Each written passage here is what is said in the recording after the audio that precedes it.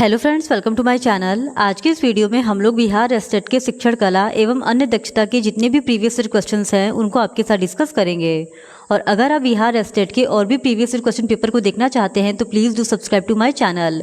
तो बिना देरी किए चलिए आज का ये वीडियो स्टार्ट करते हैं।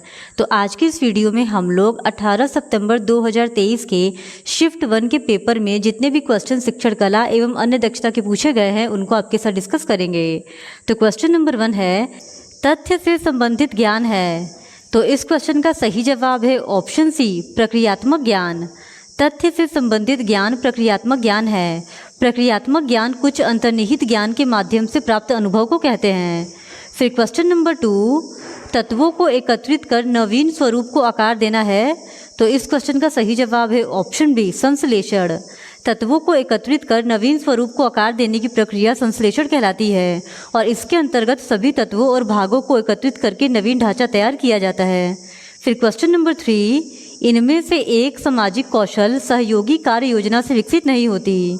तो इस क्वेश्चन का सही जवाब है ऑप्शन डी, प्रोत्साहन।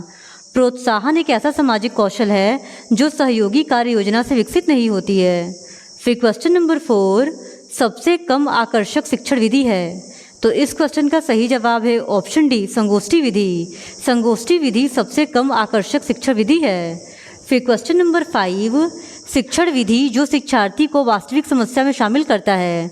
तो इस क्वेश्चन का सही जवाब है ऑप्शन डी, श्रुतलेख।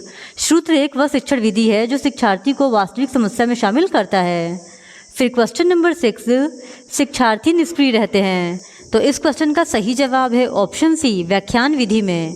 व्याख्यान विधि में शिक्षार्थी निष्क्रिय रहते हैं और व्याख्यान विधि शिक्षण में सबसे अधिक प्रयोग की जाने वाली विधियों में से एक है और यह एक शिक्षक केंद्रित विधि है जिसमें शिक्षक विभिन्न विषयों पर व्याख्यान देता है। लेकिन आयोग ने इसका उत्तर विकल्प डी यानी अनुसंधान विधि को माना है, जो कि गलत है। फिर क्वेश्चन नंबर 7, परिसंवाद एक प्रकार का। तो इस क्वेश्चन का सही जवाब है ऑप्शन डी, प्रदर्शन विधि है। परिसंवाद एक प्रकार का प्रदर्शन विधि है। फिर क्वेश्चन नंबर 8, अनुभाजी यानी कि ह्यूरिस्टिक का अर्थ है। तो इस क्वेश्चन का सही जवाब है ऑप्शन ए, जांच करना। ह्यूरिस्टिक का मतलब जांच करना होता है। फिर क्वेश्चन नंबर 9, खेल एक स्वाभाविक प्रवृत्ति है कहा। तो इस क्वेश्चन का सही जवाब है ऑप्शन ए, कैडवेल कुक ने।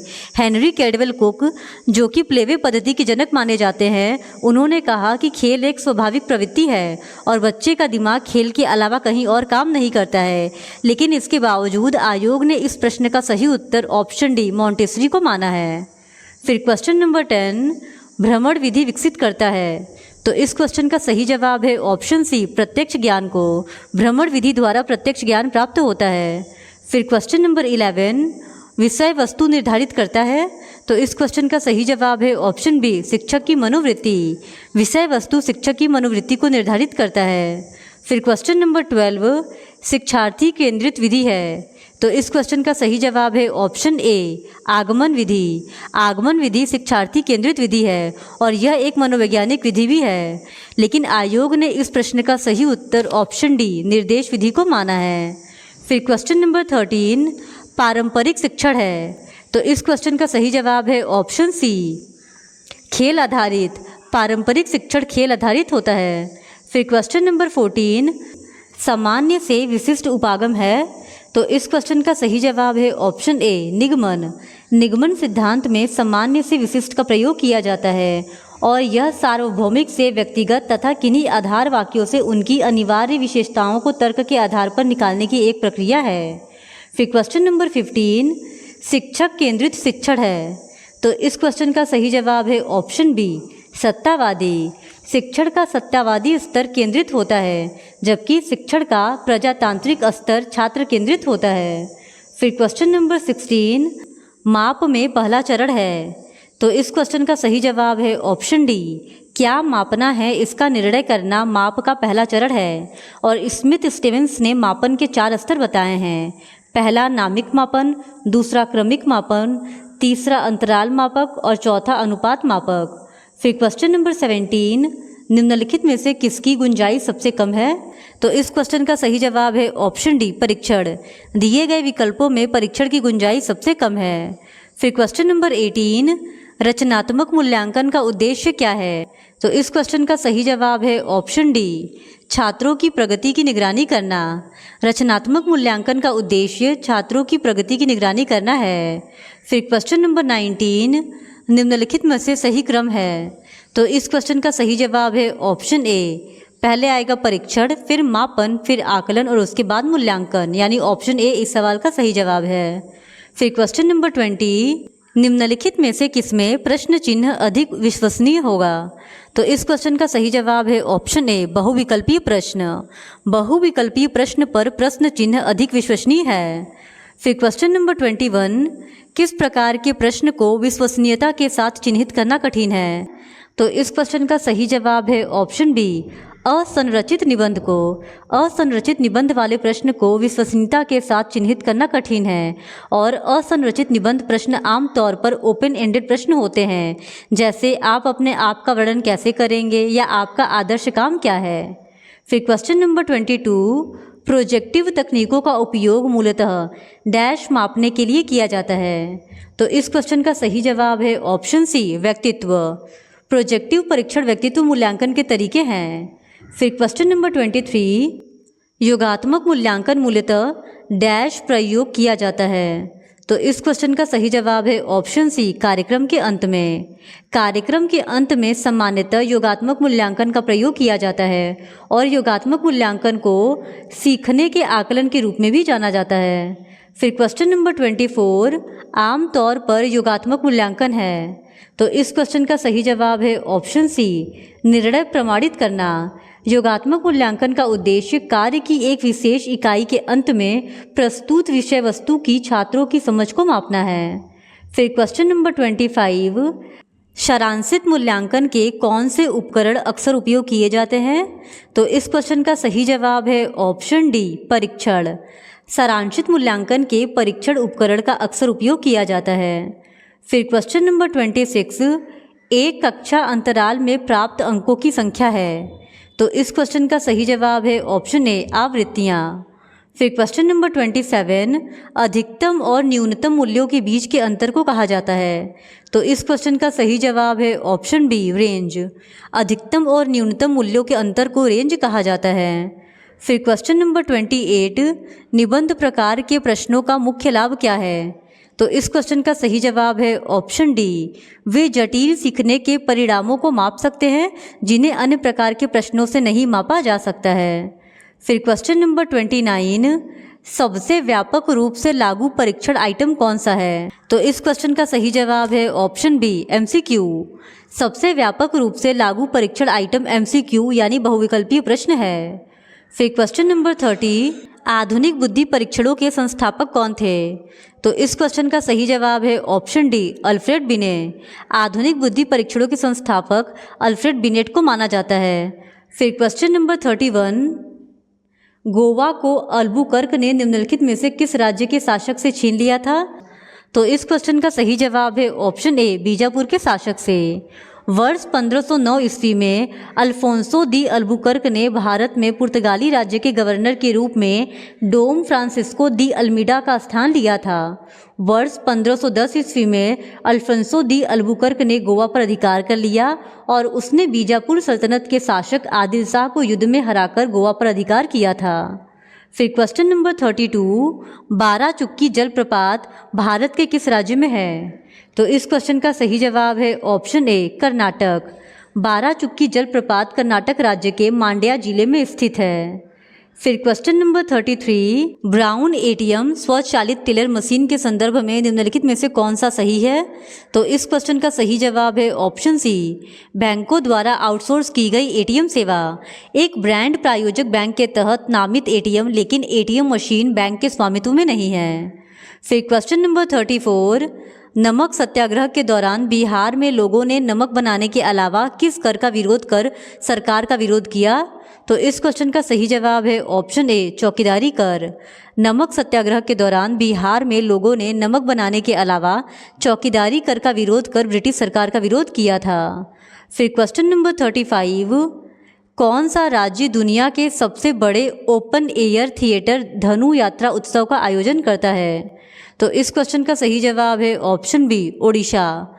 भारत के ओडिशा राज्य में दुनिया के सबसे बड़े ओपन एयर थिएटर धनु यात्रा महोत्सव का आयोजन किया जाता है और यह आयोजन भगवान कृष्ण और उनके मामा कंस की पौराणिक कहानी पर आधारित उत्सव है। फिर क्वेश्चन नंबर 36, वायुमंडल की इनमें से कौन सी परत ओजोन परत से बनी है जो पराबैंगनी प्रकाश को अवशोषित करने के लिए जिम्मेदार है? तो इस क्वेश्चन का सही जवाब है ऑप्शन सी, स्ट्रेटोस्फीयर। फिर क्वेश्चन नंबर 37, इनमें से कौन से आवश्यक अधात्विक खनिज हैं? तो इस क्वेश्चन का सही जवाब है ऑप्शन ए, कोयला, सिलिका, क्ले और सीमेंट। अधात्विक खनिज उन खनिजों को कहते हैं जिनमें उनके घटक के रूप में कोई भी धात्विक यौगिक मौजूद नहीं होता है और इनका उपयोग विभिन्न उद्योगों में कास्टिंग और इंसुलेशन सामग्री बनाने के लिए किया जाता है। फिर क्वेश्चन नंबर 38, भारत में आदर्श रूप से वन भूमि का अनुमानित प्रतिशत कितना होना चाहिए? तो इस क्वेश्चन का सही जवाब है ऑप्शन डी, 33%। भारत में आदर्श रूप से वन भूमि का अनुमानित प्रतिशत 33% होना चाहिए। फिर क्वेश्चन नंबर 39, एक पारिस्थितिकी तंत्र में आपस में जुड़ी हुई श्रृंखलाओं की एक विस्तृत संख्या एक साथ मिलाकर एक डैश बनाती है। तो इस क्वेश्चन का सही जवाब है ऑप्शन बी, खाद्य जाल। एक पारिस्थितिकी तंत्र में आपस में जुड़ी हुई श्रृंखलाओं की एक विस्तृत संख्या एक साथ मिलकर एक खाद्य श्रृंखला बनाती है। फिर क्वेश्चन नंबर 40, इनमें से कौन सा तत्व विश्व में व्यावसायिक ऊर्जा खपत का सबसे बड़ा स्रोत माना जाता है? तो इस क्वेश्चन का सही जवाब है ऑप्शन सी, तेल। खनिज तेल, जिसे पेट्रोलियम भी कहते हैं, वो विश्व में व्यावसायिक ऊर्जा खपत का सबसे बड़ा स्रोत माना जाता है और वर्तमान में वैश्विक ऊर्जा खपत का लगभग 39% हिस्सा खनिज तेल के उपयोग से प्राप्त होता है। फिर क्वेश्चन नंबर 41, परिवार के 7 सदस्यों की औसत आयु 75 वर्ष है, लेकिन उनमें से 6 की औसत आयु 74 वर्ष और 6 महीने है। परिवार के 7वें सदस्य की आयु क्या है? तो इस प्रश्न का सही उत्तर हो जाएगा ऑप्शन बी, 78 वर्ष। फिर क्वेश्चन नंबर 42, यदि मूल राशि 50,000 है और 4 वर्षों के लिए दर 2% है तो साधारण ब्याज की गणना करें। तो इस क्वेश्चन का सही जवाब हो जाएगा ऑप्शन ए, 4,000। फिर क्वेश्चन नंबर 43, 0.75 का अशिष्ट अंश क्या होगा? तो इस क्वेश्चन का सही जवाब है ऑप्शन बी, 3/4। फिर क्वेश्चन नंबर 44, दो संख्याओं का सबसे बड़ा सामान्य भाजक 8 है जबकि उनका सबसे छोटा सामान्य गुणज 144 है। यदि एक संख्या 16 है तो दूसरी संख्या ज्ञात करें। तो इस क्वेश्चन का सही जवाब है ऑप्शन सी, 72। फिर क्वेश्चन नंबर 45, यदि इमारत की ऊंचाई और इमारत के पैर से एक बिंदु तक की दूरी 20% तक बढ़ जाती है तो इमारत के शीर्ष पर ऊंचाई का कोण। तो इस क्वेश्चन का सही जवाब है ऑप्शन सी, नहीं बदलेगा। फिर क्वेश्चन नंबर 46, ओडोमीटर माइलेज के लिए है जैसा कि कंपास के लिए है। तो इस क्वेश्चन का सही जवाब है ऑप्शन डी, दिशा। जिस प्रकार माइलेज को मापने के लिए ओडोमीटर का उपयोग किया जाता है उसी प्रकार दिशा को समझने के लिए कंपास का उपयोग किया जाता है। फिर क्वेश्चन नंबर 47, 4 संख्याएं दी गई हैं जिनमें से 3 किसी तरह से समान हैं जबकि एक भिन्न है, असंगत का चयन करें। तो इस क्वेश्चन का सही जवाब है ऑप्शन ए, 91, क्योंकि विकल्प में दी गई जितनी भी संख्याएं हैं सब अभाज्य संख्याएं हैं जबकि 91 भाज्य संख्या है। फिर क्वेश्चन नंबर 48, इस श्रृंखला को देखें, 2 1 1/2 1/4, अगले कौन सा नंबर आना चाहिए? तो इस क्वेश्चन का सही जवाब है ऑप्शन बी, 1/8। फिर क्वेश्चन नंबर 49, एक निश्चित कोड भाषा में कंप्यूटर को RFUVQNPC लिखा जाता है, उस कोड भाषा में मेडिसिन कैसे लिखा जाएगा? तो इस क्वेश्चन का सही जवाब है ऑप्शन डी, EOJDJEFM। फिर क्वेश्चन नंबर 50, एक लड़के की तस्वीर की ओर इशारा करते हुए सुरेश ने कहा, वह मेरी माँ के इकलौते बेटे का बेटा है। सुरेश उस लड़के से किस प्रकार संबंधित है? तो इस क्वेश्चन का सही जवाब है ऑप्शन डी, पिता, यानी सुरेश उस लड़के का पिता है। इस प्रकार आज की इस वीडियो में हमने शिक्षण कला एवं अन्य दक्षताओं से रिलेटेड जितने भी क्वेश्चंस बिहार एस्टेट में पूछे गए थे उनको आपके साथ डिस्कस किया है। अगर आप इसी तरह और भी प्रीवियस ईयर क्वेश्चन पेपर को देखना चाहते हैं तो please do subscribe to my channel and like this video. Thank you very much.